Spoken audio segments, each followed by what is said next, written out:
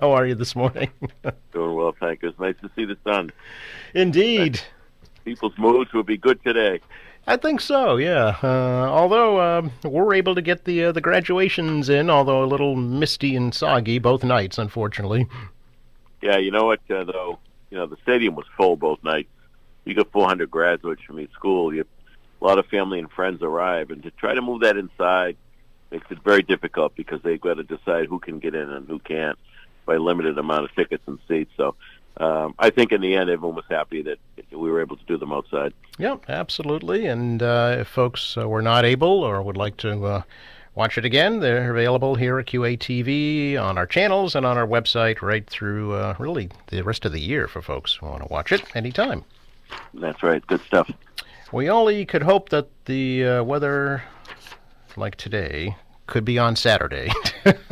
Well, full steam ahead for Saturday. We'll can't control the weather, so we'll keep praying, but hope for the best. But unless it's incredibly bad, the parade's going to go forward. We have to. There's so many commitments made. You can't put this back together on another date. It just doesn't work. So full steam ahead. Yeah, I know there was a big planning meeting yesterday. Any updates from that to share with us? No, not really. The meeting yesterday morning was really to finalize the roster, make sure we got everything covered. And all the committee members, they all have assignments that night, working through that, make sure everybody's at their post at the right time. And no, all good. It's a good group of people that work hard on this every year, and this year is a pretty big one. So there's a lot more responsibility this year. Yeah, absolutely. I know that the list of road closures and times has now been put out, so folks should be aware of that for beginning Saturday afternoon. There'll be some changes going on for sure. In terms of logistics, Mayor, what's your advice to folks who want to attend the parade and the fireworks and the ceremony? What's kind of the most convenient way for the folks to do that? Well, there's actually many ways to do it. I mean, as you know, we start the parade in Quincy Center at Hannon and Hancock. The parade then winds its way north, then to Marymount Parkway, and then up to Pageant Field.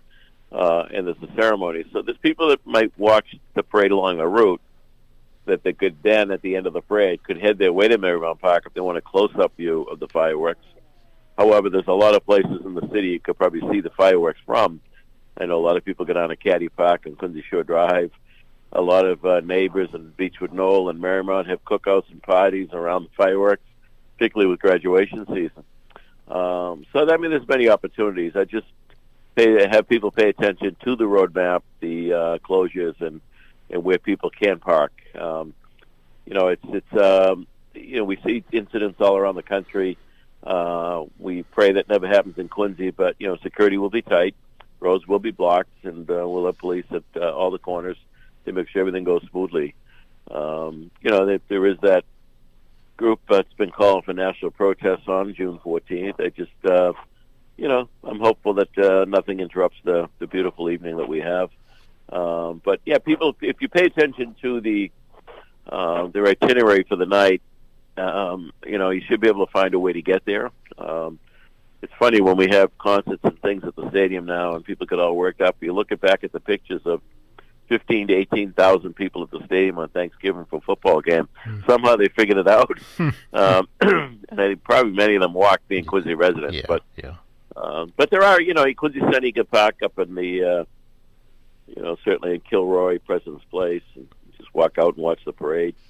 As you go further, you can pull on side streets. You can, park behind Central Middle School and Old Colony Ave, the parking lot that goes to the Christopher Center. I mean, you can park at the Wallaston T and walk up to Marymount Parkway. So there are options for people. I do encourage people that live close by just to walk and enjoy the evening. But parade's at 6. We expect it probably to wrap up and be up at the field by about 8:15. And then at that time, we'll begin a program, some brief speeches. Ronan Tynan will be the key singer, doing the national anthem, and then doing a couple of other patriotic songs. And then, of course, we lead into which would be a beautiful fireworks provided by Dan Quirk and the Quirk Auto Dealers. Yeah, I'm told that the fireworks will be about 22 minutes long, but much bigger than in years past. Yeah, we up the ante, and so there'll be some bigger shells as well, which is cool. Wow. Okay. So let's all enjoy and hope and pray the weather cooperates for that. Indeed. We know we talked back on Monday, but I forgot to ask you. We had mentioned about a second fireworks display later this year. Has that been scheduled yet? We haven't pinned that down yet. Okay. No, we're still kicking that around. What would make the most sense? As you know, we got a number of other events coming up.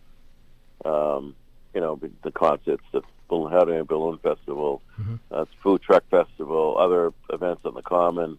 We've got lecture series, symposiums. I encourage people to go to the website and check things out. There's some great opportunities for people in this wonderful year. Yeah, Quincy400.com. Also forgot to ask you, Mayor, is the city's Native American heritage going to be represented in the parade this year? They've been invited. They have declined. I just Oh, think it's a timing thing for them. I see. They've got some other things going on, but we continue to work with them on the monument to Chickatawba that is going to be installed once we figure out where. The state has not been too cooperative. They identified the site that DCR owns at the corner of Quincy Shore Drive and the Causeway to Squantum. So that has not it hasn't got much traction with DCR, which I'm not surprised at all. But they're a no agency, generally speaking. So we're looking at other options. They like to be in that area. They want to be visible, but they also like the hummocks, which is sacred to them, sacred ground to them in their history. So we'll continue to work with them. They're a great group of people, and I'm sure there'll be some other things happening with them later in the year. All right. Elsewhere, I know that you had hoped to have the new John Quincy Adams Park in Quincy Center open by his birthday on July 11th, but maybe not. Yeah, that's definitely not going to happen. Once you take the building down, expose the wall of the building that was next to it. So we're working to repoint that wall before we can even begin the landscaping on the park. So we ran into a few more things, which is not unusual for projects. So we're shooting for the end of the summer.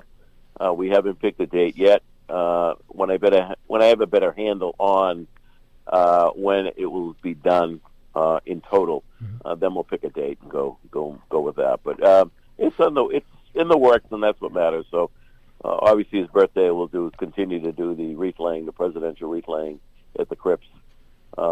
Usually a hot, steamy day in that church. It is. That one. Yes, it is. Just about always, actually. And also, folks have asked me, so I'll ask you, Mayor, about the development that's now ongoing at Hancock Street and Revere Road. Yeah, that continues as part of the master plan for Quincy Center. LBC, which had done the Nova Suites and the building next to it, has that property under control. They've had a plan that's been vetted by the planning board and the planning department for several months. A lot of changes made by the planning board, and it's now underway, the demolition of the old buildings. And to remind people, those were private transactions that LBC purchased those buildings and bought out the leases of those businesses, some of which wanted to retire anyway. And now there'll be a number of apartment units and, once again, retail on the first floor, as has been the custom of the new downtown. By the way, Joe, it goes back, that whole theme goes back hundreds of years in Europe. You go to the old villages, hamlets, and towns in Europe, and it's apartments above retail, mostly food stores back then, and restaurants and so forth, grocers. But it's consistent with what's been going on for hundreds of years and human behavior. Well, it's kind of ironic. It's a little bit of a throwback to Shopperstown, USA, like Quincy Square used to be, right? Yeah, I mean, Quincy Square. Well, by the way, there's going to be some floats honoring Shopperstown, USA in the parade, Yes. which should be cool. Yeah, I mean, it's a different retail today, right? Right, It's going to be more restaurants and entertainment, maybe some boutique shops. But, Amazon has changed the world on retail forever. So I think what we'll see is a great mixed use. Obviously, Beth Israel Medical is going to be down there. Some shops, a lot of restaurants, more coming. And, the more people you have in the district, that's obviously more opportunity for restaurants and businesses to thrive. So overall, it's going well. I wish it all happened faster, Joe, but here we are, making good progress. Sure. Appreciate your time as always, Mayor, and we'll see you at Flag Day. Sounds good. Enjoy the sun while we have it. Exactly. Thanks, Mayor.